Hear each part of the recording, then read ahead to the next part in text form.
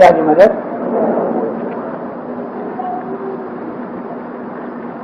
ستگر کہہ رہے بگلا ہنس دو پٹوں کرا اندیست ایک وران بگ چنے من مانیوں ان ہنس موتی چران رے بھائی ہنس موتی چران. مولانا حضرت امام کے صلی اللہ علیہ وسلم اللہ صلی اللہ علیہ محمد رقیامہ. قرآن پاک کے اندر خدا تعالیٰ نے ایک آیت فرمائی ہے جو ہم زیارت کے اندر پڑھتے ہیں. جب کوئی شخص گزر جاتا ہے تو اس کے بعد جب ہم زیارت پڑھتے ہیں تو اللہ فرماتا ہے کہ لا یستوی اصحاب الجنہ و اصحاب النار. میں نے جنت پہلے کہا ہے، نار بعد میں کہا ہے. آیت اس طرح ہے حقیقت میں لا یستوی اصحاب النار و اصحاب الجنہ. اللہ فرماتا ہے اصحاب الجنت هم الفائزون. پھر کہتے ہیں کہ بگلا اور ہنس دونوں نظر آتے ہیں یکساں. وہ بھی سفید ہے، وہ بھی سفید ہے، شکل و صورت ایسی ہی ہے. لیکن فرق یہ ہے کہ جو بگلے کی فطرت ہے وہ ہنس کی فطرت سے الگ ہے. ظاہر کے اندر دونوں یکساں ہیں مگر فطرتاً دونوں جدا ہیں. یہ مچھلیاں کھاتا ہے اور وہ موتی کھاتا ہے. یہ کہنے کی ضرورت کیا پڑی؟ خدا تعالیٰ نے بھی کافروں اور مومنوں کے درمیان ایک فرق کیا ہے. فرماتا ہے کہ جو وہ لوگ کہ جو ناری ہیں، ناری یعنی دوزخی، وہ لوگ جنتیوں جیسے نہیں ہیں. یہ دونوں برابر نہیں ہو سکتے. اصحاب النار جو ہیں وہ لوگ ہیں کہ جو گناہ کرتے ہیں، کفر کرتے ہیں، خدا کو ناراض کرتے ہیں. اس لیے وہ لوگ ان لوگوں جیسے نہیں بن سکتے کہ جو جنتی ہیں، جو خدا کی عبادت کرتے ہیں، نیکیاں کرتے ہیں، خدا کو راضی کرتے ہیں. ان دونوں کے درمیان بڑی تفاوت ہے. اللہ کا کہنے کا مقصد یہ ہے کہ لوگ یوں تو نظر آتے ہیں سب انسان،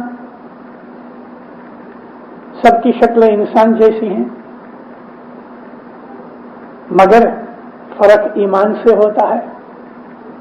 اندر ایمان رہتا ہے جو انسان کی اور خاص طور پہ مومن کی فطرت بن جاتا ہے. اور فطرت جو ہے وہ خدا تعالیٰ نے اس کی نیو یعنی بنیاد رکھی ہے. ہر انسان جو پیدا ہوتا ہے، چاہے وہ کسی بھی قوم میں پیدا ہو، وہ ہندوؤں میں پیدا ہو یا کرسچنوں میں پیدا ہو، یا کافر کے گھر میں پیدا ہو یا مومن کے گھر میں پیدا ہو، ہر بچہ اسلام کے اوپر پیدا ہوتا ہے. اسلام کے اوپر کیسے پیدا ہوتا ہے؟ اللہ اور اللہ کا رسول کہتا ہے کہ ہر بچہ اسلام پر پیدا ہوتا ہے. ہر بچے کی فطرت جو ہے وہ اسلام کے اوپر ہے. بھلا اسلام کیا ہے؟ اسلام خدا تعالیٰ کے سامنے اپنی مرضی کو مٹا ڈالنا اور اس کی اطاعت کرنا، یہ اسلام ہے. نمازیں پڑھنے اور روزے رکھنے کا نام اسلام نہیں. یہ تو اسلام کے رکنوں میں سے ایک دو رکن ہیں، مگر حقیقتاً اسلام جو ہے وہ خدا تعالیٰ کی مرضی کے مطابق اپنی زندگی گزارنا ہے. تو یہ جو بچہ ہے جو پیدا ہوا ہے وہ خدا کی مرضی کے اوپر چلتا ہے. اس کی خود کا کوئی ارادہ نہیں ہے. وہ اپنی مرضی سے کچھ نہیں کرتا، خدا ہی اس کو جہاں چلاتا ہے وہ چلتا ہے۔ خدا تعالیٰ نے اس کی فطرت کے اندر جو چیزیں رکھی ہوئی ہیں، یہ شیر خوار بچہ جو ابھی نوا پیدا ہوا ہے، میں نے آپ کو کہا کہ اس کا کوئی ارادہ خود کا ہے ہی نہیں، خود کی مرضی ہے ہی نہیں۔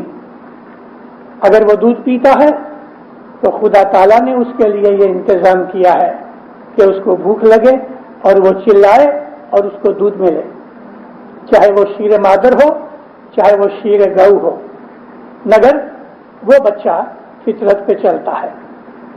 اور پھر اس کی اپنی کوئی مرضی نہیں ہے، خدا ہی نے اس کے لیے دودھ مہیا کیا ہے تو وہ صرف دودھ ہی پیتا ہے۔ اس بچے کو ہم کچھ چیز دینا چاہیں تو وہ پسند بھی نہیں کرتا، اور اگر زبردستی کریں گے تو مر جائے گا۔ اس کے لیے خدا تعالیٰ نے دودھ ہی مقرر کیا ہے، کیونکہ اس کی خود کی مرضی نہیں، اس کا خود کا کوئی قوت ارادی نہیں ہے۔ ہم ہیں ٹیبل کے اوپر جا کے چٹپٹی سب کچھ چیزیں کھا جاتے ہیں جو فطرتاً خلاف ہیں، مگر یہ بچہ جو ہے اپنی مرضی سے کچھ نہیں کرتا۔ اگر وہ نیند کرتا ہے تو خدا تعالیٰ نے اس کے لیے ایسی نیند مقرر کی ہے کہ بچہ پیدا ہوئے تو 20 سے 22 گھنٹے سوتا ہے، کیونکہ قدرت چاہتی ہے کہ اس کی پرورش ہو، اور خدا تعالیٰ نے اس کے لیے اتنی نیند مقرر کی ہے۔ تو وہ جو بچہ ہے وہ فطرت پہ چلتا ہے، قدرت اس کو قابو کر رہی ہے، قدرت اس کو چلا رہی ہے، قدرت اس کی حفاظت کر رہی ہے، قدرت اس کو پال پوس رہی ہے۔ یہ بچے کے اندر کون سی قوت ہے کہ جو اس کی ہڈیوں کو بڑا کرتی ہے؟ خدا کی قوت ہے۔ کوئی ماں یا کوئی باپ اپنی مرضی سے بچے کے دانت نہیں نکال سکتے، وہ 5 7 8 مہینے کا ہوتا ہے، ہر بچے کے اندر جو خدا نے فطرت اور عادتیں رکھی ہوئی ہیں، اس کے اندر جو کیمیکل ایکشنز رکھے ہوئے ہیں، اس کے حساب سے کسی بچے کو 4 مہینے میں دانت پھوٹ آتے ہیں، کسی کو 10 مہینے تک دانت نہیں نکلتے۔ اب اگر کوئی ڈاکٹر یا ماں اور باپ چاہے کہ نہیں 2 مہینے کے بچے کو دانت نکل آئے تو نہیں ہوتا۔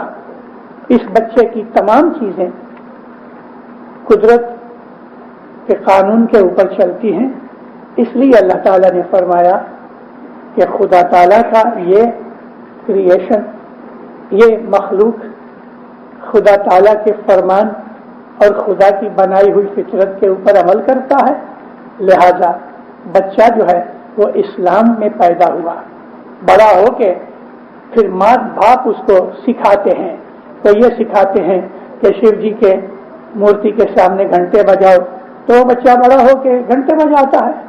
اگر ماں باپ نے یہ سکھایا کہ جماعت خانے جا کے دعا پڑھو تو وہ جماعت خانے جا کے دعا پڑھے گا۔ اگر ماں باپ نے یہ سکھایا کہ وہ کرسچن ہو جائے اور وہاں جیسس کو اپنا سب کچھ مانے تو ایسا ہو جائے گا۔ مگر جب وہ بڑا ہوگا، 20 25 برس کا ہوگا، علم سیکھے گا، پھر اس کے اندر خود کی قوت ارادی یہ جو پیدا ہوتی ہے، تو پھر وہ رائٹ اور رانگ کو سمجھنے کی لیے جو علم سیکھتا ہے تو اپنے خود فیصلے کرتا ہے، کیونکہ اب اس کے اندر شعور پیدا ہو گیا، عقل پیدا ہو گئی ہے۔ مگر بچہ پیدا ہوا اسلام پر، تو انسان کے اندر فطرت کے تقاضے جو ہیں وہ خدا نے بنائے ہوئے ہیں، اور ان فطرت کے قاعدے کے اوپر چلنے کے لیے خدا نے ہمارے سامنے گائیڈنس بھی رکھ دی کہ جو ہی بچہ پیدا ہوا، کچھ مدت کے بعد جب اس کے اندر ارادہ پیدا ہوتا ہے، تقریباً 4 مہینے جب بچہ پیدا ہوتا ہے تو 4 مہینے کی عمر تک اس کے اندر تھوڑا شعور اور ارادہ آتا ہے۔ اس کو 2-4 کھلونے دے دو تو 2-4 میں سے وہ ایک کو پسند کرے گا، اور ایک کھلونے کو زیادہ پسند کرے گا دوسروں سے۔ بعض بچے اتنے دل لگا لیتے ہیں کہ اگر وہ کھلونا کہیں ٹوٹ جائے یا گم ہو جائے تو اتنا روتے اور ضد کرتے ہیں کہ نہیں مجھے وہی کھلونا چاہیے۔ کیا یہ اٹیچمنٹ ہو جاتی ہے؟ اگر انسان اپنی زندگی کی اسٹڈی کرے تو اسے بہت سی چیزیں معلوم ہوئے۔ مولانا علی شاہ ماباب صلی اللہ علیہ کا ایک فرمان ہے، مولانا فرماتے ہیں بچہ جب پیدا ہوتا ہے تو وہ علی کو دیکھتا ہے، 3-4 مہینے تک وہ روز علی کو دیدار کرتا ہے۔ مولانا علی شاہ فرمایا اس کی نشانی یہ ہے کہ یہ 2-3 مہینے بچے کو سامنے رکھ کے خراب منہ بناؤ، اس کو ڈرانے کی کوشش کرو، بچہ نہیں ڈرے گا۔ क्योंकि अभी तक उसके अंदर खुद का इरादा और शऊर पैदा नहीं हुआ, वो फितरत के ऊपर चल रहा है, वो अली का दीदार करता है। लेकिन मौला कहते हैं जब वो 3-4 महीने का हो जाता है और जब अली का दीदार बंद हो जाता है तो फिर उसको डराओ तो वो डरता है, रोता है, चीखता है। मगर बच्चा जब ही पैदा होता है, मौला फरमाया वो रोज अली का दीदार करता है। ये इंसानी फितरत है। हमारे अंदर कुदरत ने हमें ईमान दे के पैदा किया है। बड़े होने के बाद हमारा ईमान या घचू पचू हो जाता है या बिगड़ जाता है, काफिर हो जाते हैं। मगर पैदाइश हमारी ईमान के ऊपर है।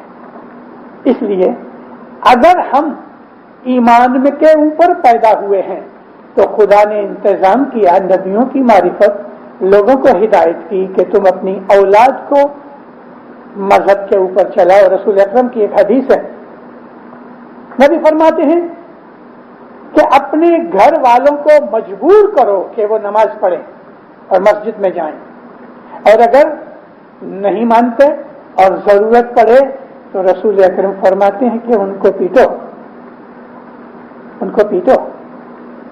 यानी पीटने का ये मतलब नहीं है कि उनको इतना मारो कि लहू लुहान हो जाए। यहाँ पीटने का मतलब है कि एक हल्का सा थप्पड़ मारो, हल्की सी सजा दो, मतलब कि उसको तुम मजबूर करो इस उम्र के अंदर कि वो मजहब के ऊपर चले, क्योंकि यही वो उम्र है कि अगर वो मुड़ गई तो फिर सीधी नहीं होगी, और अगर सीधी रख ली तो फिर मुड़ने के लिए उसको बहुत तकलीफ होगी। यानी अगर हमने छोटी उम्र से, पैदाइश से ही बच्चे के साथ ऐसा सलूक किया कि वो मोमन बने, तो दीनदारों जवान होने के बाद इंशाअल्लाह जिंदगी भर उसका ईमान खराब नहीं होगा। अगर कभी किसी वक्त दुनिया के किसी लालच में आके वो फिसल भी जाएगा तो उसकी जो कॉन्शियसनेस है, जमीर जो है उसको फिर सीधी राह पे ले आएगा। लेकिन अगर हमने बचपन के अंदर ये कह के अभी तो छोटा है, बड़ा हो के खुद समझ जाएगा, अगर हमने ये कह दिया तो वो बच्चे का खुदा हाफिज, ये बच्चे फिर बिगड़ जाते हैं। आज इस दुनिया के इलाके में जिसको हम नॉर्थ अमेरिका कहते हैं, जहां आज आप बैठे हुए हो अमेरिका में, और शुमाल के अंदर कनाडा है, हमारी लगभग 55,000 की जमात दोनों तरफ शायद 60,000 के करीब है। 38-39,000 इस्माइली आज कनाडा में हैं और लगभग 20,000 जितने अमेरिका के अंदर हैं। तो ये तकरीबन 60,000 इस्माइली सब यकसा तो नहीं है, और ये जो इस्माइली इधर आए हैं ज्यादातर जवान हैं। 70 बरस की ऊपर के उम्र के लोग थोड़े हैं, जवान हैं, बच्चे हैं, माँ बाप भी उनके साथ है। अगर इस कंडीशन के अंदर जो आज जिसमें से हम गुजर रहे हैं, हम जाग के होशियार बन के अपनी आने वाली नस्लों के लिए मजहब और दीन की इशायत नहीं करेंगे, यानी अपने घरों के अंदर अपने बच्चों को मजहब नहीं सिखाएंगे, तो दीनदारों मुस्तकबल बड़ा खराब हो जाएगा। मौलाना हजरत इमाम 1.5 बरस पहले जब यहाँ आए तो उस वक्त के फरमान हर रोज पढ़ो और उन फरमानों के अंदर ढूंढो कि कौन सी चीज मुझे लगती है। इमाम ने यही फरमाया कि देखो तुम यहाँ की सोसाइटी के सामने झुक मत जाओ, don't bend to this society. माँ बाप फरमाया तुम अपनी रिवायात के ऊपर, अपनी ट्रेडिशन के ऊपर जमे रहो। तुम्हारे बाप दादा जिस उसूलों के ऊपर, जिस मजहब के ऊपर, जिस तरीके से अमल करते रहे, उसके ऊपर तुम मजबूती से जकड़े रहो, अगर नहीं तो फिर फिसल जाओगे। यहाँ की सोसाइटी हमारे से ज्यादा पावरफुल है, क्योंकि 24 घंटे के अंदर कम से कम 8 से 10 घंटे हम गैर इस्माइलियों और अमूमन गैर मुसलमानों के साथ मिलते रहते हैं, कम से कम 8 से 10 घंटे रोज, और 8-10 घंटे ये और 7-8 घंटे हमारी नींदर के, 1-2 घंटे हमारे आराम और खाने पीने के लिए, तो बाकी रहा क्या? अगर इसके अंदर भी हमने अपने मजहब के साथ अपना ताल्लुक तोड़ लिया तो ये जरूर होगा کہ آپ تھوڑے پیسے زیادہ ڈالر بنا لوگے، یہ ضرور ہوگا کہ آپ کے پاس اچھے مکان آ جائیں گے، آپ کے پاس موٹر آ جائے گی، اچھے کپڑے پہن لو گے، مگر پھر دوسری طرف جو نقصان ہو رہا ہے وہ نقصان کی کوئی قیمت ادا نہ ہو سکے گی، اور وہ نقصان ہے روحانی نقصان۔ روحانی نقصان، اگر ہماری روحانیت مضبوط ہے اور دنیا کی حالت کبھی کمزور بھی ہو گئی تو انشاءاللہ روحانیت مضبوط ہونے کی وجہ سے ہماری دنیاوی کمزوریاں تکلیفیں بھاگ جائیں گی۔ لیکن ہماری اگر روحانی حالت کمزور ہو گئی تو دنیا کے اندر چند برسوں کے لیے آپ کو کبھی مال و دولت اور مل بھی گیا مگر آخرت خراب ہو جائے گی۔ اسی دنیا کے اندر دکھ اٹھانے پڑیں گے، اور پھر ان دکھوں کے اندر روحانیت کمزور ہونے کی وجہ سے ہمیں کوئی چھڑا نہیں سکے گا۔ یہ ہماری روحانی سائیڈ ہے، ہماری مذہبی اور دینی سائیڈ ہے جو ہم کو دنیا کے مشکلوں اور دکھوں کے اندر مضبوط رکھتی ہے، کیونکہ جو قوت ہے وہ اندر سے آتی ہے۔ 2-3 ڈاکٹرز بیٹھے ہوئے ہیں یہاں، ان ڈاکٹروں کو کسی وقت جا کے پوچھو، ان کے پاس سینکڑوں ہزاروں مریض آتے ہیں، ان مریضوں کے اندر ایسے بھی بہت ہوتے ہیں کہ جو مریضوں کی قوت ارادی یعنی ول پاور ویک ہو گئی ہوتی ہے، ان کا یہ ڈاکٹر لوگ اچھی طرح علاج نہیں کر سکتے، ان کی ول پاور کمزور ہو گئی ہے، اور ڈاکٹر اس کو کتنا بھی سمجھاوے، اس کو دوا دارو دے لے، مگر اگر اس کی ول ہی نہیں اچھا ہونے کی تو ڈاکٹر دوائیں دے دے کے اس کو اچھا نہیں کر سکتے، نہیں کر سکتے۔ اور ول پاور کمزور ہو جانے سے انسان نا امید ہو جاتا ہے، نا امید ہو جانے سے وہ اداس ہو جاتا ہے، اس کی ہمت ٹوٹ جاتی ہے، یہ سائیکولوجیکل کیس بن جاتا ہے، سائیکولوجیکل کیس میں سے بن کے سائیکیاٹرک کیس بن جاتا ہے، اس میں سے نکل کے وہ شیزوفرینک بن جاتا ہے، پاگل بن جاتا ہے۔ مگر جہاں دین ہوتا ہے، جہاں مذہب ہوتا ہے، تو مذہب کے تھرو سے ایک بڑی اعلیٰ درجے کی قوت جو آسمان سے اترتی ہے اس کے اندر پڑی رہتی ہے، کیونکہ اس نے اپنا پلگ لگا رکھا ہے مذہب کے ساتھ، اور مذہب جو ہے وہ خدا کی قوت ہے، دین جو ہے وہ خدا کی رستہ ہے، تو اس کو اندر سے قوت ملتی رہتی ہے، دنیا کے دکھوں کا سامنا کرتا رہتا ہے، کوئی بات نہیں، میرا مولا بیٹھا ہوا ہے، سب دکھ اٹھاتا ہے، راضی خوشی سے اٹھاتا ہے، اور آخر لڑتے لڑتے ایک دن اپنے تمام دکھوں کے اوپر قبضہ کر کے ان کو دور کر دیتا ہے، پھر آباد ہو جاتا ہے۔ اگر ایمان کی قوت گھٹ گئی تو پھر اس کو کوئی بچا نہیں سکتا۔ ہماری دعا کے اندر ہے اللہم یا مولانا من کا قوتی، میری جو قوت ہے وہ تیرے سے ملتی ہے مجھے، انتا قوتی پہلی دعا کے اندر ہم اس طرح سے پڑھتے تھے، ابھی دونوں دعاؤں کے اندر تھوڑا فرق ہو گیا، لیکن انتا قوتی کہو یا من کا قوتی کہو مطلب ایک ہی ہے کہ میری جو قوت ہے وہ تیرے طرف سے ملتی ہے، یا تو ہی میری قوت ہے۔ اور حقیقت میں خدا آل مائٹی ہے نا، خدا جو ہے وہ اومنی پوٹنٹ ہے، پوٹنٹ کہتے ہیں قوت اور طاقت کو، ہر جگہ موجود ہے، اور وہ آل مائٹی ہے، ہر طرح کی قوت اس کے اندر ہے۔ عربی کے اندر ہم کہتے ہیں کل شیء قدیر، ہر شے کے اوپر قدرت رکھنے والا۔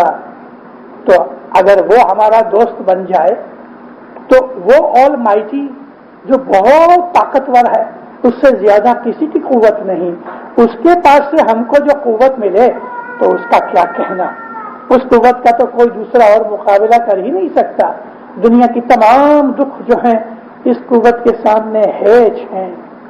اب خیال کرو، ہمارے سامنے ہمارے ہی اپنے مذہب دین کے اندر بہت سی اس قسم کی حقیقتیں اور اس قسم کی مثالیں موجود ہیں۔ رسول اکرم نے اپنی نبوت کا اعلان کیا، جو ہی اعلان کیا تو نبی کریم کے جو رشتہ دار تھے وہ دشمن بن گئے، حالانکہ یہ جانتے ہوئے بھی کہ محمد نے ساری زندگی کبھی جھوٹ نہیں بولا، یہ جانتے ہوئے بھی کہ محمد ہے وہ امین ہے، اس میں کوئی برائی نہیں، مگر جو ہی رسول اکرم نے اپنی نبوت کا اعلان کیا آپ کے رشتہ دار دشمن ہو گئے، ان کی دشمنی بڑھتی گئی، یہاں تک بڑھی کہ اللہ تعالیٰ کا حکم ہوا کہ اچھا ابھی تم شہر چھوڑ کے چلے جاؤ۔ حضور مدینہ آ گئے۔ مدینے کے اندر انصار پہلے سے ہی مسلمان تھے، اور مکہ میں سے بھی بھاگ کے کچھ لوگ ادھر آ گئے۔ تو مکہ کے لوگ بھاگ کے ادھر گئے تو مکہ والوں کو ندامت اور شرمندگی ہوئی کہ بھئی ہمارا ان لوگوں کے اوپر زور نہ چل سکا۔ یہ چیز سے مکہ کے جو مشرکین تھے ان کو بہت برا محسوس ہوا، شرم بھی آئی، غصہ بھی آیا۔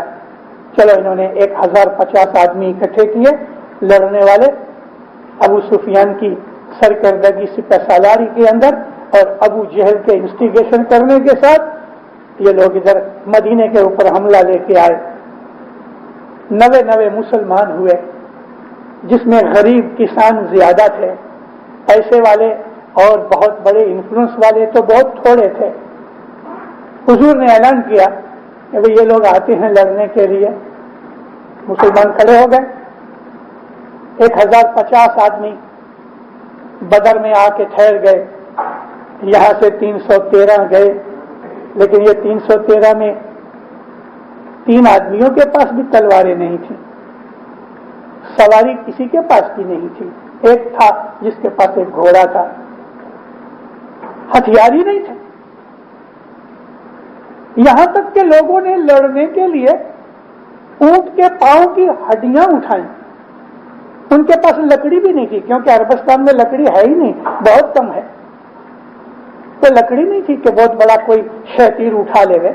لوہے کی چیزیں بھی بہت کم تھی، مگر جو کچھ بھی ہاتھ میں آیا، کسی کے ہاتھ میں اونٹ کے پاؤں کی ہڈی آ گئی تو وہ ہڈی لے کے چلا گیا۔ 2 لڑکے تھے 11 12 برس کے، جب ریکروٹمنٹ ہوتی تھی بدر میں جانے کے لیے تو بچوں کے لیے حکم نہیں تھا۔ اب یہ بچے جب ادھر گئے اور سب لائن میں کھڑے تھے ریکروٹمنٹ پہ، تو یہ بچے اپنے انگوٹھوں کے اوپر کھڑے ہو گئے تاکہ ان کا قد 2-3 انچ بڑا نظر آئے۔ اور جب اس نے نیچے دیکھا، رسول اکرم بھی دیکھ رہے تھے، تو اس نے ان کو ریجیکٹ کر دیا، مگر ان کی قوت اور ارادہ دیکھ کے، ان کی ہمت دیکھ کے نبی کریم نے کہا ان 2 بچوں کو قبول کر لو، اگرچہ یہ بچے ہیں مگر ان کا ارادہ دیکھو، کتنی ان کی مرضی تھی، ان کے اندر کتنا یہ جوش تھا کہ وہ لڑائی میں جانا چاہتے ہیں۔ عمر کم ہونے کے حساب سے، قد چھوٹا ہونے کے حساب سے قبول نہیں کیا جاتا، تو وہ اپنے پاؤں کے پنجوں پہ کھڑے ہو گئے تاکہ ان کو قبول کیا جائے۔ ان کی یہ نیت دیکھ کے نبی فرمایا ان کو لے لو۔ آپ کو معلوم ہے انہی 2 بچوں نے ابو جہل کو مارا جو سب سے بڑا دشمن تھا، انہی 2 بچوں نے ابو جہل کو مارا کہ جو ہاتھ میں نہیں آتا تھا۔ کہنے کا میرا مقصد یہ تھا کہ قوت تھی، جوش تھا، ایک دل تھے، ایمان سب میں یکساں تھا۔ مر جائیں گے تو اللہ کے پاس ہم شہید کہلوائیں گے، اگر زندہ رہے تو فخر کریں گے کہ ہم اللہ کے راستے میں جہاد میں گئے تھے اور زخم کھائے۔ کیا قوت تھی! یہ قوت کدھر سے آئی؟ 1050 آدمی دشمن، جس میں بڑے بڑے ہٹے کٹے بڑے بڑے پہلوان شاہزور تھے، کشتی لڑنے والے، اور بڑے بڑے حرب زدہ تھے، یعنی ملٹری کے اندر بڑے لڑائیاں کرنے والے تھے۔ ان تمام پہلوانوں کے سامنے یہ 313 کا جتھا، جن کے پاس تلواریں نہیں تھی، لڑنے کے لیے بھالے نہیں تھے، ان کے پاس تیر کمان 2-4-5 آدمیوں کے پاس تھے، ان کے پاس سپیئرز نہیں تھے، تو ان کی ہڈیاں اٹھا لی۔ یہ جوش تھا، یہ قوت تھی ایمان کی۔ 70 آدمی مار ڈالے، 313 آدمیوں میں صرف 3 آدمی مرے، لیکن دشمنوں کے 70 آدمی مارے گئے، 70 آدمی قید ہو گئے، باقی کے بھاگ گئے، زخمیوں کو لے کے بھاگ گئے۔ بڑی شرم آئی ان کو۔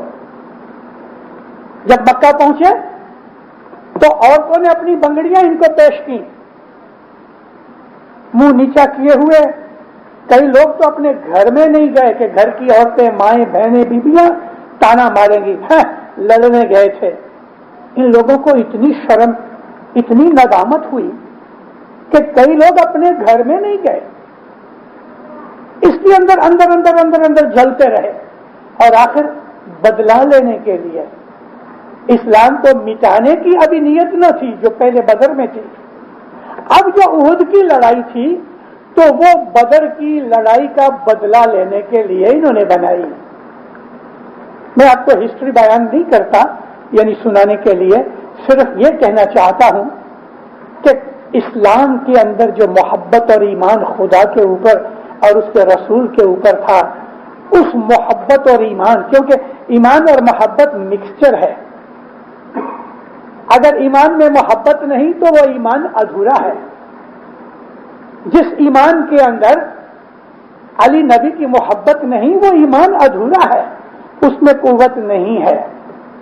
ایمان ضرور ہے مگر قوت ہوتی ہے کہ جب محبت آتی ہے، تو محبت سے بھلا کیا بنتا ہے؟ محبت جو ہے نا وہ طلب نہیں کرتی بلکہ دیتی ہے۔ محبت میں ڈیمانڈ نہیں ہوتی، محبت میں سوداگری نہیں ہوتی، تم مجھ سے پیار کرو میں تم سے پیار کروں، یہ محبت میں نہیں ہوتا، یہ دنیا میں ہوتا ہے۔ مگر اللہ رسول کے ساتھ، علی نبی کے ساتھ ہم جو ایمانداری رکھتے ہیں دینداروں، اس کے اندر ہماری ڈیمانڈ کچھ نہیں، ہم تو سرفروش ہیں، ہم تو اس کے اوپر فدا ہونے کے لیے ہیں، ہم اس کی کوئی قیمت نہیں مانگتے۔ یہی وہ بات تھی کہ اللہ تعالیٰ نے قرآن کے اندر فرمایا، لکھا ہوا ہے، اے نبی کہو ان کو کہ میں تمہارے پاس اپنی رسالت کا، اپنی نبوت کا کوئی معاوضہ اجر نہیں مانگتا، لا اسألکم اجر رسالت، میں اپنی رسالت کا تمہارے پاس سے میں اجر نہیں مانگتا، کیونکہ جو محبت دین کی محبت ہے، اللہ رسول کی محبت ہے، جس کو ہم علی نبی کی محبت کہتے ہیں، اس کے اندر تو ہمارا سر اس کے پاؤں میں پڑا ہے۔ ہم اپنی ایمان اور اپنی محبت کی کوئی قیمت نہیں مانگتے، ہم تو یہ چاہتے ہیں کہ تجھ پہ فدا ہو جائے۔ ارے رسول اکرم کی آرزو سنو، رسول اکرم کی خود کی آرزو سنو۔ نبی کی ایک دفعہ آواز کرتے تھے، بس آپ کو تھوڑا جوش آیا، حضور کہتے ہیں، اے اللہ میں آرزو کرتا ہوں، میری خواہش ہے کہ میں تیرے راستے میں شہید ہو جاؤں، پھر میں زندہ ہوں، پھر میں شہید ہو جاؤں، پھر میں زندہ ہو جاؤں، پھر میں شہید ہو جاؤں۔ یعنی حضور کی آرزو کیا تھی کہ میں مر جاؤں، پھر زندہ ہوں، پھر مر جاؤں، مگر تیرے راستے پہ شہید ہوتا رہوں۔ حقیقت میں یہ تو ہندوؤں کی دعا ہے۔ ہندو کہتے ہیں کہ جنموں جنم اوتار لے کے میں تیری خدمت کروں، مگر یہ رسول اکرم کی آرزو ہے۔ اس آرزو کے اندر ہے کیا؟ محبت، کہ تیرے راستے پہ میں فدا ہو جاؤں۔ یہ بہت بڑی چیز ہے، اسی کا نام ایمان ہے۔ اور جب ایمان اور اس کے اندر یہ محبت آتی، اور محبت شناخت کے بغیر نہیں ہوتی، مگر ایمان کے ساتھ جب محبت ہوتی تو دینداروں پھر زمین آسمان میں اس قوت کے سامنے کوئی دوسری قوت نہیں۔ کیوں کہ یہ ساری کی ساری قوت عرش سے اترتی ہے، اس آدمی کے دل کے اندر عرش سے اترتی ہے، ان کو اس بات کی خبر بھی نہیں پڑتی۔ محبت اور جوش، کیونکہ محبت میں جوش ہی گرمی ہوتی ہے، ایمان کے ساتھ جب ملتے ہیں تو حالت یہ ہوتی۔ احد کی لڑائی تھی، احد کی لڑائی میں ایک صحابی لڑ رہے تھے، بڑے جوشیلے تھے، گھوڑے پہ بیٹھے تھے، لڑتے لڑتے کسی دشمن نے ماری جو تلوار تو ایک ٹانگ کٹ گئی، گھٹنے سے نیچے پاؤں کٹ گیا۔ اب پاؤں کٹ کے گر گیا ہے، خون بہ رہا ہے، لیکن اس کو پتہ ہی نہیں، اس کو معلوم ہی نہیں، درد بھی نہیں ہوا، کچھ بھی نہیں ہوا، کیونکہ جوش یہ تھا کہ دشمنوں کو ماروں، مگر خود کا پاؤں اڑ گیا، بالکل زمین پہ گر گیا ہے، اس کو پتہ بھی نہیں لگا۔ آخر جب کافر بھاگ گئے اور ذرا آرام ملا تو کسی نے اس کو کہا کہ دیکھ تیرا پاؤں اڑ گیا، अरे अब ये घोड़े से नीचे उतर के लंगड़ाते लंगड़ाते तलवार की अनी के ऊपर लकड़ी की तरह टेक लेते लेते अपना पांव ढूंढ रहा है। क्या जोश होना चाहिए, क्या कुव्वत होनी चाहिए। इस किस्म के वाकयात जब हम पढ़ते हैं तो हमारे दिल के अंदर गर्मी पैदा होती है।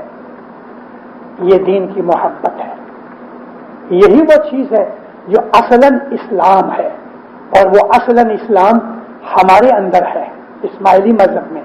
इसलिए कि अल्लाह नबी, अली नबी, शाह पीर वो हमारे यहां बैठा है, इस्लाम का धनी मालिक हमारे पास, और हम हकीकत है जब मौला ताहिर में आता है तो हमारे अंदर कैसा जोश आ जाता है, सोई हुई कुव्वतें जाग उठती हैं।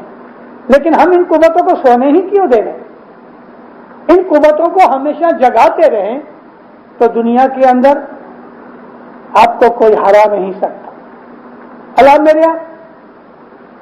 अल्लाह मेरा का मतलब है अल्लाह आपके ऊपर मेहरबानी करे। ये लफ्ज हमारे पीर सदरुद्दीन ने फरमाया हुआ है, अल्लाह मेरा इस जहान के अंदर आके जिंदगी का मकसद और एम डॉलर को मत बनाओ, डॉलर को अपनी जिंदगी का मंजिल मत बनाओ। जिंदगी की मंजिल वो मौला है, वो हमारी मंजिल है। क्योंकि मौत के वक्त ये तमाम डॉलर धरे के धरे रह जाएंगे, और अगर बदन के ऊपर कोई जेवरात या अंगूठी वगैरह होगी या पैसे खीसे में होंगे तो वो भी निकाल लिए जाएंगे। अरे आपको नंगा कर दिया जाएगा, कपड़े भी उतार लिए जाएंगे, मगर मौला की जो मोहब्बत है वो साथ रहेगी। और मौला की अगर मोहब्बत रही, अगर मौला के साथ हमारा ताल्लुक रहा तो उसकी तरफ से हमको कुव्वत मिलती रहेगी। इंशाल्लाह कभी दुखी नहीं बनेंगे हम। दुनिया के अंदर हमें लड़ना है।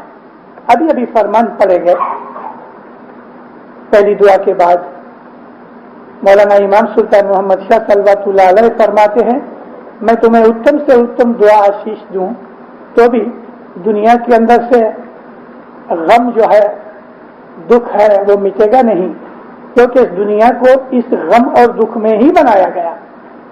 ये दुनिया जो है ये दारुल अमल है, ये दुनिया है ये दारुल इम्तिहान है।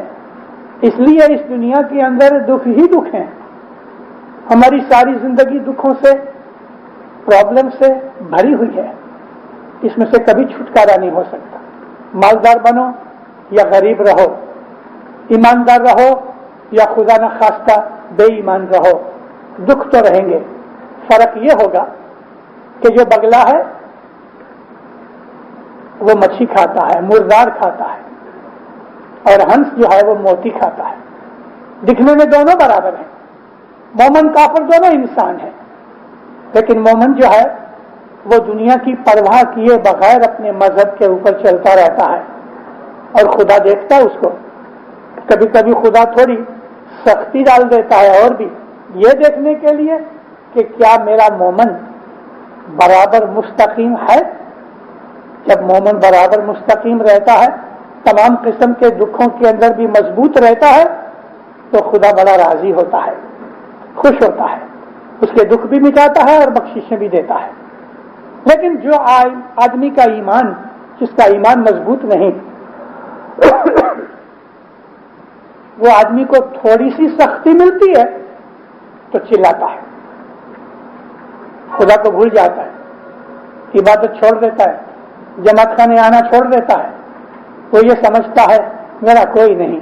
मगर जैसे जैसे वो खुदा के दरवाजे से दूर हटता जाता है, तैसे तैसे उसकी कुव्वत घटती जाती है, कमजोर होता जाता है, दुखों में और भी और फंसता जाता है, चारों तरफ अंधेरा नजर आता है, तो फिर वो क्या है, घबरा जाता है, उदास हो जाता है, बेहिम्मत हो जाता है, हिम्मत टूट जाती है, दिमाग काम नहीं करता, अकल गुम हो जाती है, दुख उठाता है, रोता है, चिल्लाता है और इधर उधर भागता है, कोई मौलवी के पास, कोई मुल्ला के पास, कोई हकीम के पास, कोई डॉक्टर के पास। किसी ने कहा हाँ फलाना एक आदमी है, वो कुछ जादू मंत्र जानता है, तो उसके पास भागता है, क्योंकि वो अंधा हो गया है, اس کو معلوم نہیں دروازہ کدھر ہے، وہ ہر جگہ جا کے ہاتھ لگاتا ہے کہ کہیں میری مشکل آسان ہو جائے، مگر اس کی مشکل آسان نہیں ہوگی، کیونکہ وہ اصحاب الناروں میں سے ہے، ان دوزخیوں میں سے ہے کہ جس نے خدا تعالیٰ سے منہ پھرا لیا، پیٹ کر دی خدا کی طرف اور اپنی مرضی سے چلنے لگ گیا اور وہ دکھوں میں پڑ گیا۔ اس کا کوئی ہاتھ پکڑنے والا نہیں۔ لیکن مومن دکھوں میں پڑنے پر بھی دکھوں کا سامنا کرتا رہتا ہے، لڑتا رہتا ہے، اور جب یہ تھک جاتا نا تو پھر وہ خدا کو الزام نہیں دیتا، یہ کہتا ہے اچھا میرے مولا میں نے تو بہت محنت کی، لیکن تیری اگر یہی مرضی ہے تو میرا سر تیرے پاؤں میں پڑا ہے، آمین۔ خدا دیکھتا ہے اچھا اس نے سب کچھ میرے پہ چھوڑ دیا، خدا اس کی مشکلیں آسان کرتا ہے۔ مولا کانگو گئے 63 کی سال میں، 63 سے پہلے 60 61 62 3 برسوں کے اندر اپنی جماعت کے اوپر، یوں تو سارے ملک پہ مگر میں خاص اپنی جماعت ہی کی بات کرتا ہوں، کانگو کی جماعت کے اوپر بہت تکلیف آئی، بہت۔ اس میں خاص طور پہ اسٹینلے ویل کے اندر نظر کے سامنے لاشیں دیکھتے ہیں، اسماعیلی گھروں میں دب کے بیٹھے ہیں دروازے بند کر کے، سینکڑوں آدمیوں کا خون ہو گیا، سب کچھ لوٹ گیا، آگ لگا دی، لوٹ کے لے گئے، لیکن ایک بھی اسماعیلی کی جان نہیں گئی، مال و دولت لٹ گئی۔ اور پھر ذرا ان کو موقع ملا تو کانگو میں سے نکل کے بھاگ گئے، کوئی ایسٹ افریقہ آ گئے، کوئی یورپ کی طرف چلے گئے۔ 3-4 مہینے کے بعد جب سکون و امن ہو گیا تو پھر اندر چلے آئے، تھا تو کچھ نہیں، زیرو سے پھر انہوں نے سٹارٹ کیا اور تھوڑے ہی عرصے کے اندر واپس مالدار بن گئے۔ ایسا 3-4 دفعہ ہو گیا۔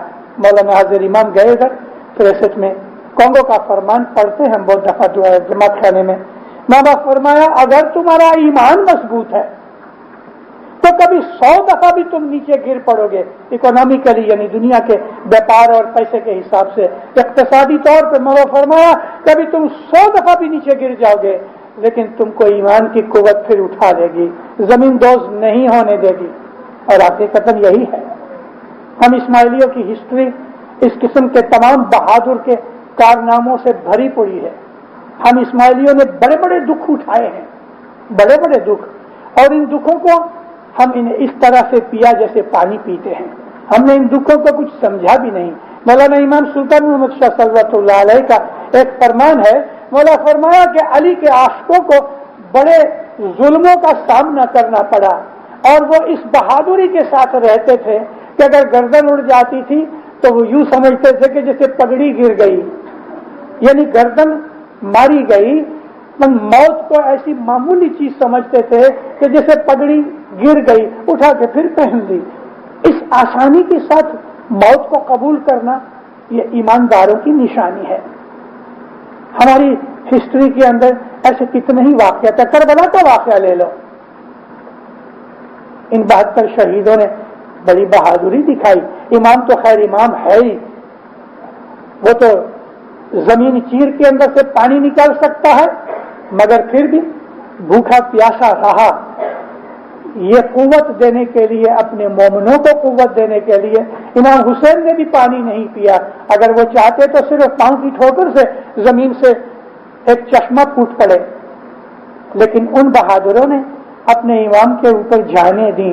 کہاں 72 جنے کہ 100 جنے، کہاں ابن سعد کا 30,000 کا لشکر، ہے کوئی کمپیریزن؟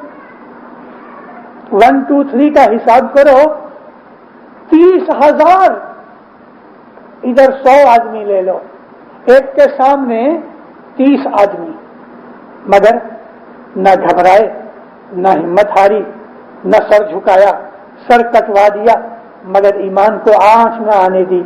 یہ پیغام تھا کربلا کا۔ مولانا آغا شاہ خلیل اللہ، امام حسن علی شاہ ماباب کے والد بزرگوار ہمارے امام تھے، 45ویں امام۔ قم کے شہر کے اندر 10-12 اسماعیلی ساتھ تھے۔ ایران کے اندر قم جو ہے وہ ان کا مشہد سے نمبر 1، مشہد 2، فرسٹ نمبر قم، کہ جہاں ان کی تمام مذہبی سینٹر اور مرکز ہیں۔ تو कुंभ के शहर में मौलाना शाह खलीलुल्लाह अपने 10-12 सहाबों के साथ जा रहे थे, तो 200-300 इसनाशरी टूट पड़े और इन सबको मार डाला। इमाम खलीलुल्लाह को भी उन्होंने कत्ल कर दिया, बदन के टुकड़े कर दिए, जिस तरह बूचर बोटियां बनाता है इस तरह बना दिए। मगर इस्माइली मजहब आज भी कायम है, क़यामत तक इंशाअल्लाह चलेगा। मोमिन जो है वो हमेशा अपने मजहब के ऊपर फिदा होते हैं। हमारी कौम ने बहुत बड़े बड़े कारनामे किए हैं, हमारी इस्माइली जमात ने बड़े बड़े फिदाई पैदा किए हैं कि जिन्होंने दुनिया की मुसीबतों को कुछ समझा ही नहीं। पीर गिनान में कहते हैं कि दुनिया के अंदर ऐसे ऐसे बहादुर पैदा हुए कि समुद्र को एक घूंट में पी जाते थे और पहाड़ों को उंगली के ऊपर उठा लेते थे। ये एक एलेगरी है, ये इस्तियारा है। पवन जिना दे चलंत बुहारी, और हवा उनके घर में झाड़ू देती थी। सूरज तपे रसोई जी, सूरज उनका खाना पकाता था। मतलब कि ऐसे इल्म वाले थे, ऐसे ताकत वाले थे। ये समुद्र को पी जाने का मतलब क्या था? ऐसे बड़े बड़े आलिम थे कि वो सारा समुद्र पी गए थे। इल्म है वो समुद्र है। पहाड़ों को उंगली पे उठाकर क्या बात थी? पहाड़ मुसीबत को डिपिक्ट करते हैं। मेरे ऊपर पहाड़ आ गया यानी बहुत बड़ी मुसीबत आ गई, तो उसको चुटकी में उठा लेते थे, मतलब उसका सामना करते थे, घबराते नहीं थे, परवाह नहीं करते थे। तो हमारे गिनानों के अंदर, हमारे मजहबी इल्म के अंदर हमें बहुत सी कुव्वत की बातें दी गई है। अगर हम सच्चे इस्माइली बन जाएं तो दुनिया की मुसीबतें हमें हैरान नहीं कर सकेंगी। ये मतलब नहीं है कि मुसीबतें मिट जाएंगी, मुसीबतें तो आती रहेंगी, मुसीबतें तो आती रहेंगी, लेकिन ये मुसीबतें हज़रत इमाम फरमाते हैं तुमको दुखी नहीं कर सकेंगी। दुख आएंगे, प्रॉब्लम्स आएंगी, तुम्हें फिक्र होगी, तुम्हें चिंता होगी, वरीज होंगी, लेकिन मौला फरमाया तुम दुखी नहीं बनोगे। तुम्हारे दिल में एक कुव्वत रहेगी, एक ताकत रहेगी। दीनदारों, आप में से जो आदमी जमात खाने नहीं आते उनकी कुव्वत घट जाएगी, वो कमजोर हो जाएंगे, उनको दुनिया की परेशानियां जकड़ लेंगी, चारों तरफ से घेर लेंगी, बाहर निकलना मुश्किल है। ये वो दरवाजा है, ये वो जगह है कि जहां खुद इमाम बैठा है, हाजिर बैठा है, अपनी नूरानी हालत के अंदर इधर जमात खाने में हाजिर बैठा है। हर दुनिया का जमात खाना, चाहे वो बरनबी के जमात खाने की तरह 19 मिलियन डॉलर का बना होवे, कि चाहे वो $100 की या $100 की एक झूपड़ी होवे, मगर जमात खाना है, वहां इमाम का नूर ऐसा ही मौजूद है। जमात खाना अली नबी का घर है, ये अल्लाह रसूल की मिल्कत है। इधर हर रोज आओ, सुबह भी आओ, शाम को भी आओ। कभी सुबह नहीं आ सकते, शाम को जरूर आओ, जरूर आओ। आपको दुनियादारी है, आप उसमें चाहो तो वक्त निकाल सकते हो। आपको काम काज है, आप चाहो तो उसमें से ये चीज आप खींच सकते हो। अगर नहीं खींच सकते तो उसको कहो मौला मुझे तौफीक दे, मुझे ऐसा काम दे, मैं रोज तेरे घर पे जाके मैं तुझे सलाम करूं। मोमिनो, मैं आपको एक बात पूछूं, आप किसी आदमी को घर बुलाओ, भाई आओ मेरे घर पे आओ, आइए ना खाना खाइए मेरे साथ, चाय पीजिए, मेरे घर जरूर तशरीफ लाए। हम किस आजिज़ी से, इज्जत से बाजों को हम कहते हैं मेरे घर आओ। क्यों कहते हो मेरे घर आओ? क्योंकि आप उसको इज्जत देते हो, आप उसको चाहते हो। लेकिन आपके सामने जो आपका दुश्मन है और आप जानते हो कि उसने आपको बहुत दुख दिए हैं, आपको मालूम है कि ये मेरा दुश्मन है, आप उसको कहोगे आ मेरे घर तुझे बिरयानी खिलाओ, कहोगे? जो सामने नजर आएगा तो मुंह फिरा लोगे, क्योंकि आप उसको पसंद नहीं करते, क्योंकि आप नहीं चाहते कि उसके साथ बात करें, आप नहीं चाहते कि वो आपकी तरफ देखे, आप नहीं चाहते कि आप उसको घर बुलाएं, اور کبھی کوئی کہہ بھی دے گا رشتے دار کہ اس کو گھر بلاؤ تو میں اس کو گھر بلاؤں. دیکھا آپ نے اپنے من کی حالت دیکھی. یہی چیز حاضر امام کے ساتھ ہے. حاضر امام جس بچے کو پیار کرتا ہے نا تو اس کو اندر سے پیغام دیتا ہے میرے گھر آ. مولا جب کسی کو چاہتا ہے تو مولا اس کو اندر سے پریرنا دیتا ہے, انسپریشن دیتا ہے, اس کو بشارت دیتا ہے, اس کو ارادہ دیتا ہے میرے گھر آ. یعنی مولا کہتا ہے میرے گھر آ اور وہ جماعت خانے آتا ہے. تو جماعت خانے کون آتا ہے؟ جس کو مولا چاہتا ہے وہ جماعت خانے آتا ہے. یہ مولا کا گھر ہے. مولا جس کو پیار کرتا ہے اس کو ارادہ دیتا ہے میرے گھر آ, مولا اس کو بلاتا ہے. تو وہ لوگ نصیبدار ہیں کہ جن کو مولا دعوت دیتا ہے اپنے گھر آنے کے لیے. اور پھر مولا کہتا ہے میں دروازے پہ کھڑا تمہارا استقبال کرتا ہوں, میں تمہیں ریسیو کرتا ہوں. میرے ایک ہاتھ میں پیالہ ہے, نور کا پانی بھرا ہے. میرے تو پوچھتے ہیں کہ تم روز جماعت خانے جاتے ہو؟ کہتے خداوند روز نہیں جاتا ہوں, کبھی کبھی جاتا ہوں. مولا فرمایا تو پھر تم کہاں رہتے ہو؟ کہتے سب میں گھومنے چلے جاتا ہوں مگر میں دعا پڑھ لیتا ہوں. دیکھو مطلب تم جب دعا پڑھتے ہو تو مجھے پکارتے ہو تو میں تمہارے پاس آتا ہوں, تو میرے لیے تم کچھ نہیں کرتے. لیکن اگر تم جماعت خانے آتے ہو تو میں دروازے پہ کھڑا تمہارا استقبال کرتا ہوں, اس ماں کی طرح کہ جس کا بچہ باہر سے آتا ہے تو میں دروازے پہ کھڑی اس کی راہ دیکھتی ہے. مولا فرمایا میرے ایک ہاتھ میں پیالہ ہے نور کا, دوسرے ہاتھ میں رومال ہے. جب تم جماعت خانے آتے ہو تو میں رومال سے تمہارا منہ صاف کرتا ہوں, یعنی ڈسٹ اڑاتا ہوں. دھول مٹی پڑی ہوتی نا, گرد و غبار صاف کرتا ہوں. اس کا مطلب یہ ہے کہ گناہ کا گرد و غبار میں تمہیں معاف کرتا ہوں. میں اپنے رومال سے تمہارا منہ پونچھتا ہوں اور پھر نور کے پانی سے میں تمہیں نہلاتا ہوں, چھانٹا دیتا ہوں. مکلائی اب تمہیں بتاؤ کہ جماعت خانے آنے سے یہ چیز جو تمہیں ملتی ہے وہ گمانا چاہتے ہو تو تم بھلے جماعت خانے نہ آؤ. جماعت خانے آنے سے ہمیں امام کی برکتیں ملتی ہیں. ہو سکتا ہے چند ڈالر آپ کو قربان کرنے پڑے. جماعت خانے آنے سے آپ کو کچھ بس کا کرایہ یا گیس کا خرچ ہوئے گا. جماعت خانے آنے سے آپ کو تیار ہوتا ہے کچھ وقت جائے گا. جماعت خانے آنے سے آپ کو کچھ اپنے بزنس یا جاب کی تھوڑی سی قربانی دینی پڑے گی, یہ ضرور ہوگا. لیکن مولا کے گھر جانا ہے, امام نے ہمیں دعوت دی ہے. بھلا آپ میں سے ابھی کسی کو ادھر سے اگلے منہ سے حضرت امام سلیکٹ کرے کونسل کے اوپر, ابھی فلاں آدمی کو کہو مجھے اگلے منہ آ کے ملے, ایسا خوش ہو جاوے. ایسے نہیں ہوں گے تو قرضہ کر کے بھی ٹکٹ خرید کے جائے گا. یہ تو ظاہر کی چیز ہوئی نا, باطن کے اندر اس سے تو زیادہ بڑی چیز ہے. امام کے گھر میں آنے سے سکون اور خوشی ملتی ہے. ہماری اندر روحانی بیٹریاں چارج ہو جاتی ہیں. ہمارے اندر مولا کے اوپر ہمارا اعتقاد بڑھتا ہے, بھروسہ بڑھتا ہے اور ہمیں اس کی پناہ اور پروٹیکشن ملتی ہے.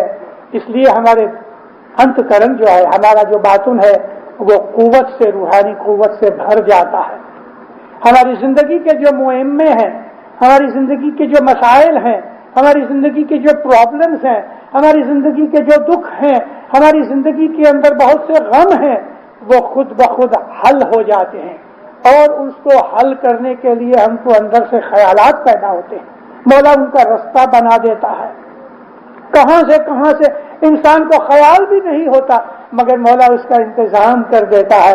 آپ میں سے ہر آدمی کو کبھی نہ کبھی زندگی کے اندر کوئی معجزہ ملا ہے. آپ یاد کرو, میں نہیں کہہ سکتا کہ 15-16 سال کے نیچے کو کبھی ایسا ہوا ہوگا, مگر جو 20 برس کے 25 برس کے جو سمجھدار جوان ہو گئے ہیں, آپ اپنی زندگی کے حالات کو دیکھو, کبھی نہ کہیں مولا نے آپ کی زندگی کے اندر کوئی معجزہ کیا ہے, یا آپ کو ایکسیڈنٹ میں سے بچا لیا ہے, یا آپ کو کوئی مشکل میں سے بچا لیا ہے, یا آپ کا کوئی بہت مشکل کام کر دیا ہے, یا آپ کو مدد ملنے کا کوئی بھی رستہ نہیں تھا, امید نہیں تھی, مولا نے مدد بھیج دی. یہ سب ایسی چیزیں کیوں ہوتی ہیں؟ اس لیے کہ مولا نے آپ کا ہاتھ پکڑا ہے, اگر ہم سچ مچ ہر روز اس جماعت خانے کے اندر آتے رہیں، کوئی بھی جماعت خانہ، مجبوری اور چیز ہے. میں جب مجبوری کہتا ہوں تو دینداروں اس کی مجبوری ہماری بیماری یا ایک ایسا بوڑھا شخص ہے بہت دور ہے، موٹر چلا نہیں سکتا اور اس کو کوئی موٹر کی سواری ملی نہیں، مجبوری سے بیٹھ گیا. یہ ایسی مجبوریاں ہیں. بیماری ہو گئی، بہت چھوٹے بچے ہیں، اس کی وجہ سے ماں نہیں آ سکی، ایسے حالات چلتے ہیں. کبھی ایسا بھی ہوتا ہے کہ ہم روزی کمانے کے لیے شام ہی کے وقت ہمیں جاب ملتی ہے، تو یہ بھی ایک مجبوری ہے. مگر جہاں بھی ہیں ہم اپنی مولا کو یاد کر لیں اور مولا کو کہیں یا مولا میں جلتا ہوں، میں تیرے گھر نہیں پہنچ سکتا، یا مولا روزی تو دیتا ہے، مجھے ایسی روزی دے میں روز تیرے گھر پہ آ کے تجھے سلام کروں. دارالسلام امام سلطان محمد شاہ کے زمانے کی تو بات ہے ہی، مگر حضرت امام کی ایک بات سناؤں، امام سلطان محمد شاہ کی بھی سناتا ہوں. مولانا حضرت امام شاہ کریم 66 کے اندر دارالسلام آئے. جب مہمانیوں کا سلسلہ شروع ہوا، ایک شخص تھا، وہ انجن ڈرائیور تھا. ایک دو دفعہ میں اپنی یہ بات واز میں کر گیا ہوں کہیں. انجن ڈرائیور تھا، بڑا پکا مومن تھا. تو مولا کے حضور میں گیا تو ماں باپ پوچھتے ہیں کہ کیا کام کرتے ہو؟ کہتے خداوند میں انجن ڈرائیور ہوں ٹرین کے اندر. ایسا؟ مولا نے دعا سیز فرمائی. تو کہتا مولا مجھے کچھ پوچھنا ہے. کیا ہے؟ کہتے مولا میرا دل بہت رنج ہوتا ہے. کیا بات ہے؟ کہتے خداوند میں 15 دن جماعت خانے نہیں جا سکتا، میری ڈیوٹی 15 دن شام کی ہوتی ہے، 15 دن صبح کی ہوتی ہے، یعنی ہر 15 دن میری ڈیوٹی بدلتی ہے اور 15 دن میری ڈیوٹی شام کی ہوتی ہے، میں جماعت خانے نہیں جا سکتا. مولانا حضرت امام فرمایا کوئی بات نہیں، تم انجن چلاتے چلاتے بھی دعا پڑھ لو اور تم دعا مانگو تو ضرور انشاءاللہ کوئی رستہ نکل آئے گا. دعا سیز فرمائی، چلا گیا. 3-4 مہینے کے بعد اس کی نوکری ادھر سے نکل کے اس کو آفس کے اندر کسی جگہ کے اوپر چھوٹے چھوٹے جو انجن ڈرائیور تھے ان کو سکھانے کے کام میں رکھ دیا. اور رات کی جاب مٹ گئی، دن کی 30 دن صبح کی اس کو جاب مل گئی. اتنا خوش ہو گیا، روز صبح شام جماعت خانے آوے اور جماعت خانے میں آ کے خوشیاں پاوے. دعا مانگو، مولا تو نے مجھے روزی دی، تیرا شکر گزار ہوں، لیکن یا مولا اگر تو چاہے تو میری روزی تھوڑی بدل دے، میں تیرے گھر آؤں، میں تجھے سلام کروں، میں تیرے پاؤں پڑوں، میں تیری دعا آشیش لوں. اس چرواہے کو یاد کرو، موسیٰ علیہ السلام جاتے تھے تو کسی چرواہے نے ان کی آواز سنی ہوئی تھی کہ موسیٰ علیہ السلام خدا تعالیٰ کی تعریف کرتے تھے. تو یہ چرواہا بھڑوار، جس کو شپٹ کہتے ہیں انگلش میں، یہ سنتا تھا تو خدا تعالیٰ کے ساتھ اندر اندر محبت کرنے لگا. درخت کے ساتھ ٹیک لگا کے آنکھیں بند تھیں، کہہ رہا تھا اے خدایا تو میرے پاس آ، میں تیرے پاؤں دھلاؤں، میں تیرا منہ دھلاؤں، میں تیرے بالوں کو دھلاؤں، میں تیرے بالوں میں تیل ڈال کے کنگھی کروں اور پھر اپنی اچھی سے اچھی بھیڑ کا دودھ پلاؤں اور میرے زانوں میں سر رکھ کے تجھے سلا دوں. ایک معمولی بچے یا ایک معشوق کی طرح کی باتیں سن کے موسیٰ علیہ السلام ہنس پڑے اور اس کو کہا اے بیوقوف کیا کر رہے ہو؟ کیا تو نے انسان سمجھا خدا کو کہ وہ تیرے پاس آوے اور تیرے پاؤں دھلاوے، تو اس کے پاؤں دھوے اور اس کا سر دھوے اور اس کو دودھ پلائے؟ بیچارے کو ڈانٹا تو چپ ہو گیا. اس کی تار ٹوٹ گئی، اس کی دل کی امیدیں مر گئی. اس نے یہ سوچا کہ اگر وہ انسان نہیں تو پھر میرے پاس کیسے آئے گا. اداس ہو گیا، دل ٹوٹ گیا، دل شکنی سے آنکھوں میں آنسو آ گئے. موسیٰ علیہ السلام گئے، اللہ کو سلام کیا. اللہ نے فرمایا اے موسیٰ تم نے آج ہمارے ایک بندے کو ناراض کر دیا. موسیٰ تجھے معلوم نہیں میں اس کے پاس گیا تھا، تو جب پیٹھ پھیر کے چلا گیا تو میں نے اپنے بندے کا یہ ٹوٹا ہوا دل دیکھ کے میرے سے نہیں رہا گیا. اے موسیٰ میں اس کے پاس گیا، اس نے میرے پاؤں دھلائے، اس نے میرے بالوں میں کنگھی کی، مجھے اس نے بھیڑ کا دودھ پلایا اور میں اس کی گود میں سر رکھ کے سو گیا۔ کیا خدا انسانی اوتار میں روپ میں آ سکتا ہے؟ اب تو پڑھنی ہے یہ چیز اسٹوری، بہت دفعہ وعظوں میں سنی ہے، تو کئی لوگ کہتے ہیں کہاں کہاں سے یہ مشنری اسٹوریاں لے آتے ہیں۔ پڑھو مولانا روم کی مثنوی پڑھو کہ جس کا درجہ قرآن کا درجہ ہے۔ رومی کی مثنوی کا درجہ قرآن جتنا ہے۔ سنی قبول نہیں کریں گے، لیکن سنیوں کا ایک بہت بڑا عالم مولانا جامی بہت بڑا ہے، سنیوں کا امام تھا، وہ جامی نے لکھا اس کے لیے کہ یہ مولانا روم کی یہ جو مثنوی جو ہے نا، تو کہتے ہیں مثنوی مولوی مانوی ہست قرآن در زبان پہلوی۔ مولوی روم کی یہ جو مثنوی ہے یہ مانوی ہے، مانو سے مطلب سے بھری ہوئی ہے، اس میں حکمتیں ہیں۔ تو کہتے ہیں یہ فارسی زبان کا قرآن ہے، اس درجے کی یہ کتاب ہے، اس کو پڑھنے سے ہمارے اندر کی کھڑکیاں کھل جاتی ہیں۔ مولانا روم کی مثنوی کے اندر بڑے بڑے استعارے ہیں، بڑی بڑی چیزیں ہیں۔ ہم کو آج سے 80 برس پہلے مولانا امام سلطان محمد شاہ نے فرمان کیا کہ تم مولانا روم کی مثنوی پڑھو، تم دیوان حافظ پڑھو، تم شمس تبریز کی مثنوی پڑھو۔ مولانا نے اس زمانے کے اندر ہمیں فرمان کیا۔ تو میں نے آپ کو یہ سٹوری اس لیے سنائی کہ امام اور مومن کے درمیان جو محبت پیدا ہو جاتی ہے، اس محبت کو زبان سے ہم سمجھا بھی نہیں سکتے۔ اس کی جو محبتوں کے اندر جو راحتیں خوشیاں ملتی ہیں، جو حکمتیں اور دولتیں ملتی ہیں، وہ موتی دنیا کی نظروں کے اندر آتے ہی نہیں ہیں۔ وہ آدمی کے جو روز جماعت خانے آتا ہے، اس کے دل کے اندر جو دولتیں پیدا ہوتی ہیں دینداروں، اس کو تو وہی جانتا ہے کہ جو روز جماعت خانے آتا ہے۔ مولا فرماتے ہیں 4 پائی کے اوپر تمہیں کوئی بچھا کے لے کے آوے تو بھی جماعت خانے آؤ، کیونکہ میرے گھر میں تمہیں دعوت ہے۔ اس دعوت کو قبول کرنے کے لیے، دنیا اور دین کی راحتیں پانے کے لیے، دنیا کے اندر بھی ہمیں کامیابیاں ملیں، دنیا کے اندر ہمیں تندرستی ملے، عزت ملے، آبرو ملے، ہمیں دنیا کی دولتیں بھی اس گھر سے ملتی ہیں۔ کیوں کہ ہر چیز کا دینے والا وہ قادر مطلق ادھر حاضر و موجود بیٹھا ہوا ہے۔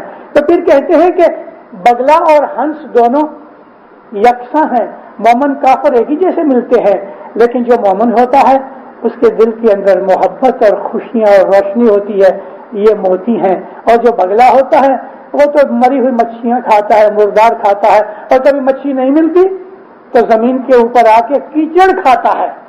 اولا بگلا سے کیچڑ کھائے، گنان کے اندر پیر نے کہا ہوا ہے، جب مچھی نہیں ملتی تو کیچڑ کھاتا ہے۔ وہ لوگ کے جو جماعت خانے نہیں آتے دینداروں، وہ کیچڑ کھاتے ہیں۔ ان کو کیا پتا کہ جو موتی جماعت خانے میں ملتے ہیں ان کی کیا قیمت اور لذت ہے۔ ہم مومن ہیں، حضرت امام کے ہم غلام ہیں، حضرت امام کی دامن پکڑی ہے، ہم نے حضرت امام کی بیعت کی ہے، ہم نے حضرت امام کو پرومس دیا ہے، ہم نے حضرت امام کے ساتھ ایگریمنٹ کیا ہے، پھر سامنے اس نے بھی ایگریمنٹ کے اوپر سائن کیا ہے۔ ایگریمنٹ یک طرفہ نہیں ہوتا، ایگریمنٹ 2 طرفہ ہوتا ہے۔ وہ کہتا ہے کہ اگر تم میری حکم پہ چلو گے، فرمان پہ چلو گے تو میں سب کام تمہارے کروں گا۔ اب ہم ایگریمنٹ توڑ دیتے ہیں تو پھر وہ بھی جو چھوٹ جاتا ہے، وہ کہتا ہے ابھی تم نے ایگریمنٹ توڑ دیا، میں کیا کروں۔ ایک آدمی نے مولا کے پاس عرض رکھی، امام سلطان محمد شاہ کی بات کرتا ہوں ابھی، مہمانی میں کہتا ہے مولا میں 16 گھنٹے کام کرتا ہوں مگر میرا خرچ جتنا بھی مجھے کمائی نہیں ملتی۔ امام سلطان محمد شاہ پوچھتے ہیں روز جماعت خانے جاتے ہو؟ منہ نیچا کر کے کہا کہ نہیں خدا روز تو نہیں پہنچ سکتا، میری شام کو ہی میری دکان میں بیپار ہوتا ہے۔ 10 ون دیتے ہو؟ کہتا ہے نہیں خدا تھوڑا کبھی بنتا ہے۔ من میں کہا خرچ پورا نہیں ہوتا، 10 ون کہاں سے دوں؟ مولا تو جانتا ہے نا۔ ایسے کئی لوگ ہیں جو کبھی کبھی ہم کو پوچھتے ہیں 10 ون کی بابت، تو کہتے ہیں صاحب ہم کو خرچ پورا نہیں ہوتا۔ بے خرچ کیوں پورا نہیں ہوتا؟ آتے کرتے ہو، کھاتے پیتے ہو، کوٹ پتلون پہنی ہوئی ہے، یہ پیسے کدھر سے آئے؟ ایک کوٹ کم لو، ایک روٹی کمتی کھاؤ، لیکن جس مولاد کے ساتھ تم نے پرومس کیا ہے کہ بھئی ایک حصہ تیرا 7 حصے میرے. حقیقت میں پوچھو تو 8 کے 8 حصے اس مولا کی ہیں. اس نے ہمیں پیدا کیا, ہم تو اس کے غلام ہیں, مگر اس نے رحمت کر کے کہا ایسا کرو 7 حصے, $8 تم کماؤ تو اس میں سے $7 تمہارے, تم $1 میرا حصہ رکھو. تو وہ ہمارا حصے دار ہے, ہمارا پارٹنر ہے, تو ہم اس کا پارٹنر کا وہ پیسہ بھی کھا جاتے ہیں. تو پھر ہمیں برکت کیسے ہوئے گی؟ وہ کبھی ضرورت پڑے گی تو پارٹنر مدد نہیں کرے گا, وہ کہے گا تو میرا بھی حق کھا جاتا ہے. دنیا کے اندر پارٹنر بنا کے آپ اس کا پیسہ کھا کے دیکھو تو وہ پارٹنر آپ کو کورٹ میں لے جائے گا. یہ پارٹنر کورٹ میں نہیں لے جاتا, خود ہی پنش کرتا ہے. تو اگر ہم نے امام کا ایگریمنٹ کیا اور خود ہی توڑ دیا تو پھر امام چھوٹتا ہے. تو جب اس نے کہا کہ خدا 10 نہیں دیتا, تھوڑی کبھی کبھی دیتا ہوں. مولا پوچھتے ہیں دعا برابر پڑھتے ہو؟ کہتے ہیں خدا کبھی یاد آتا پڑھ لیتا ہوں, بہت دکھی ہوں. مولانا سلطان محمد شاہ نے اپنا ہاتھ مبارک اپنی گردن پہ رکھ کے اپنی ٹائی اور گلے کا یہ کالر پکڑ کے خود کو, مولا اس کو کہتے ہیں روز جماعت خانے جاؤ, برابر دعا پڑھو, 10 برابر دو, اما پھر بھی جو کبھی تم سکھی نہیں بنو تو ہم کو گردن سے پکڑو. مولا کہتا ہے میرے کو گردن سے پکڑو اگر تم سکھی نہ بنو تو, مگر کھانے روز آؤ, دعا برابر پڑھو, 10 برابر دو. اللہ میرے, میں مشنری ہوں, آج 58 ایئرز ہوئے ہیں میں دنیا میں واعظیں کرتا رہا ہوں. مجھے 58 برس سے میں واعظیں کرتا ہوں. میرے کو ہزاروں میرے مومنین اور پر قوم کے لوگ بھی ملے ہوئے ہیں. میں آپ کو حقیقتاً کہتا ہوں کہ وہ لوگ مجھے بہت سے ملے بھی ہیں, اور یا جنہوں نے واعظیں سن کے اپنی عادتوں کو بدل دیا ہے, جماعت خانے روز آنا شروع کیا, برابر دعا پڑھتے رہے, 10 برابر دیتے رہے, ان کو میں نے آباد ہوتے ہوئے دیکھا ہے. میں بہت پرانی باتیں بھی نہیں کرتا, ہر زمانے کے اندر یہ حساب بنتے ہیں. خدا نہ کرے آپ میں آج ادھر کوئی بیٹھا ہوا کوئی پیسے کی یا اور کوئی حالت میں دکھی ہے, آج میں کہتا ہوں قسم کھاؤ اور ارادہ کرو اپنے من کے ساتھ کہ میں ہر روز جماعت خانے آؤں گا یا آؤں گی, برابر وقت پہ دعا پڑھوں گی. کم از کم ایک وقت, دونوں وقت آنا چاہیے, صبح شام, نہیں تو ایک وقت تو ضرور آؤ, 10 برابر دو. بھوکا رہنا پڑے بھلے رہو, کپڑے خراب ہو جائیں یعنی چینج کرنے کے قابلوں میں نوے لینے کی ضرورت پڑ جائے اور نہ لو مگر 10 برابر دو. آدھی روٹی کھاؤ مگر 10 برابر دو. میں آپ کو الحمدللہ وعدہ کرتا ہوں اس مولا کے فرمان کے اوپر سے یقین کے ساتھ کہ دیکھو کہ 1 برس کے اندر آپ کی حالت نہ بدلے تو مجھے کہنا کہ تو جھوٹا تھا, اور میں کہہ دوں گا مولا کو تو جھوٹا تھا. کر کے دیکھو ہمارے دکھوں کی کھان کیا ہے, ہمارے دکھوں کی وجہ کیا ہے. ہمارے دکھوں کی وجہ یہ ہے کہ ہم اس کی فرمان برداری نہیں کرتے, اس لیے دکھ ہم کو پکڑ لیتے ہیں. جب پولیس کی پروٹیکشن ہٹ جاتی ہے تو چور ڈاکو آ جاتے ہیں. جب امام کی پروٹیکشن نکل جاتی ہے تو شیطان اور شیطان کی فورسز اور بدیاں برائیاں ہم کو جکڑ لیتی ہیں, پکڑ لیتی ہیں. ہم چھوٹتے نہیں. آؤ اس گھر میں آ کے سر جھکاؤ, اس گھر کی عزت کرو, اس گھر میں دعا مانگو, اس گھر میں آ کے اپنے دکھ رو, اس گھر میں آ کے مانگنی کرو. نہ ملے تو اس کو کہو کہ تو جھوٹا ہے, اور اس نے کہا ہے کہ تم آسودہ نہیں ہو تو مجھے گردن سے پکڑو. اس کا چیلنج کبھی کھوٹا نہیں ہوگا. اصحاب النار جو ہیں ان کے دل جلتے رہتے ہیں, اندر جلاتے رہتے ہیں, منجھائے رہتے ہیں, گھبرائے رہتے ہیں, انگلش میں کہتے ہیں فرسٹریٹڈ رہتے ہیں. ان کو سوجتا نہیں, جب یہ دکھ آتے ہیں تو آنکھوں سے اندھے ہو جاتے ہیں. یہ آنکھیں نہیں, اندر کی آنکھیں, ان کو پتہ نہیں لگتا ہم اب کیا کریں, گھبرا جاتے. لیکن جو مومن ہوتا ہے نا, اس کو معلوم ہے میرا مولا بیٹھا ہے اور حقیقت میں بیٹھا ہے, وہ مدد کرتا ہے. مولا آپ کو سکھی آباد کریں, ایمان کی سلامتی دے لیں, اپنے فرمان پہ چلنے کی توفیق دے لیں, 10 سکریت میں پورا رکھے. مولا ہر روز جماعت خانے آنے کی توفیق دے لیں. مولا آپ کی تمام دکھ و مصیبتوں تکلیفوں کو دور کرے. مولا آپ کو روحانی قوتیں دے لے. مولا آپ کی دعائیں قبول کرے. مولا آپ کی نیت کو قبول کرے. مولا آپ کو اپنا چھتر چھایا میں رکھے. مولا ہر بابت میں, ہر نیک بابت میں آپ کی مدد کرے. مولانا حاضر امام زہر بات دیدار نصیب کرے. سکھی رہو, آباد رہو.